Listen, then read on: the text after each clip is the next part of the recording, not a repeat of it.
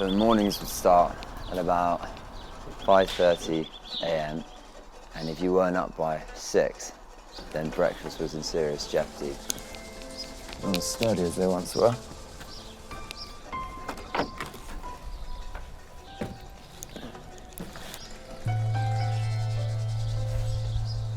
What's going on up there? It was a feed for the cattle, although I daren't tread any further in because the floor feels like it's about to fall through. Yeah.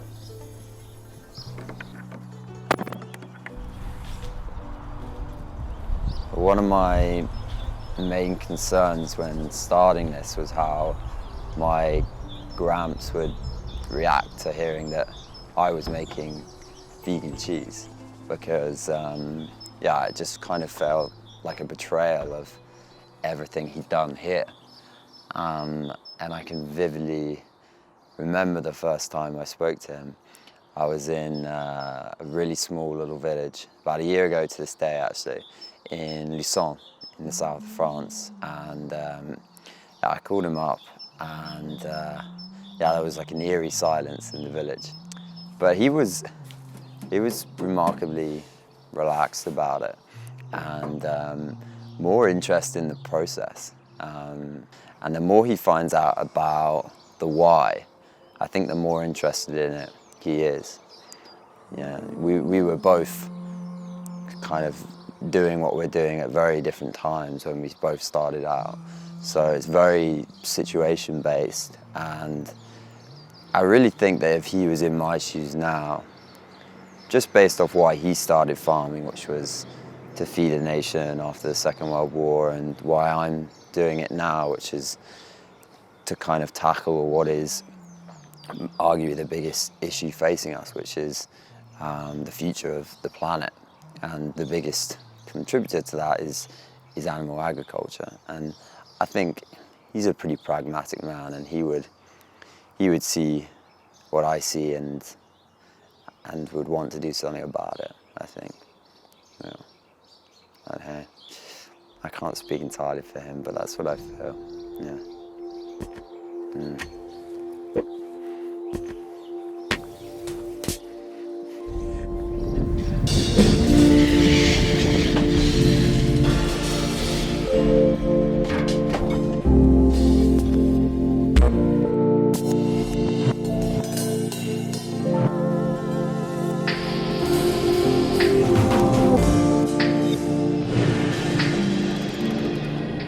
I mean, a lot of what I've created is very much in trial and error.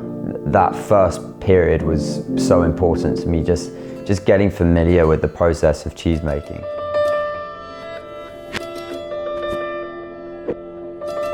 Nuts are almost identical in their genetic makeup to milk. So they have pretty much the same amount of carbohydrates, protein, and fats. From a sort of flavor perspective, you can get incredible flavors from certain raw ingredients, and you can also use a lot of traditional techniques, so processes such as fermenting and souring, for example. And now that we've got the recipes where we want them, we're outsourcing the production. It's a scary thing handing over the keys to the car, but it's the way in which we can make the most impact, and that's always been our main ambition.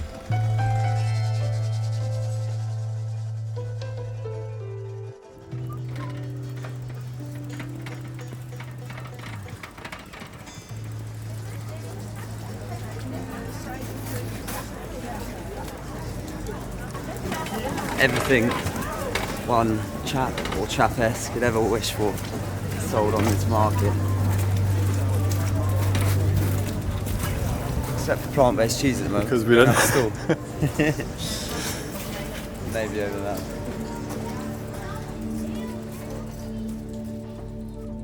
The agricultural revolution was basically the birth of civilization as we know it, and that is an often forgotten story. But we now need a second agricultural revolution, one that can not only sustain 10 billion people, but also the planet.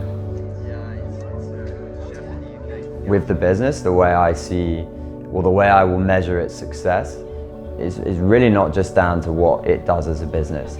It's more how it contributes to the growth of plant-based cheese as a whole industry, because yeah, that's more the journey I want to be part of.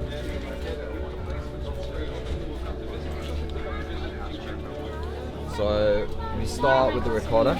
This is the lightest and the creamiest of the three. So yeah, macadamia nuts, oat milk, oat cream, and a bit of lemon salt brings the flavour through. There's not a strong flavour, it's perfect for pizza pasta. It's more of like a compliment.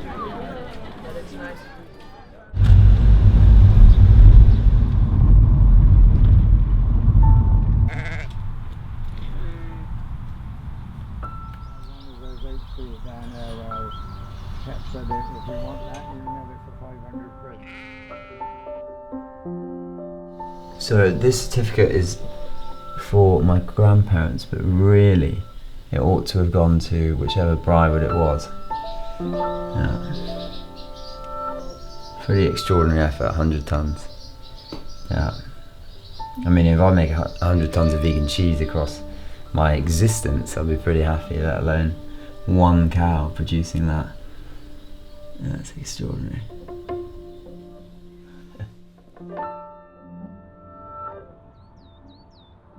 We like to group everything, don't we, as human beings, and we now think that all livestock is put behind bars, and we think that all of our animals are pumped full of all sorts of awful antibiotics, and unfortunately the truth is that a lot are, a lot more than are not are. But there is still a place for this kind of farming. Animals can have a really positive impact on the land that they're reared in.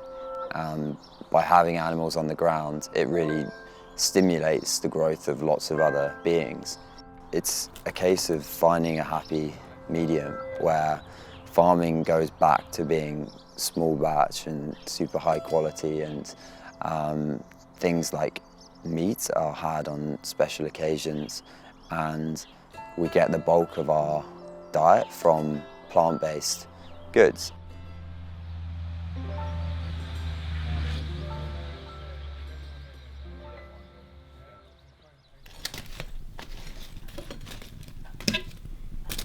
I've always wanted to make big impact with it, and to do that I can't keep making the cheese myself at home, you know. It's got to step way outside of that, and it's also got to step way outside of the comfort of Amsterdam.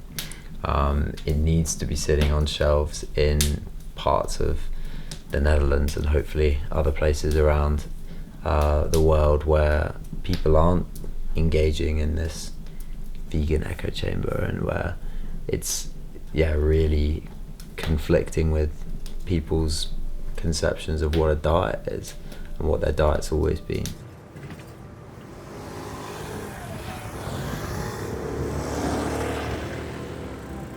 We just don't have time to sort of sit back and wait for things to change. So we all need to be looking at what we eat. We all need to be looking at the lifestyles we're leading, the companies that we're buying products from, the type of companies we're working for, and if we're not happy about that, we need to tell them. As individuals, we can play massive roles. And yeah, I certainly plan on making inroads with what I'm doing as soon as possible. I hope already am.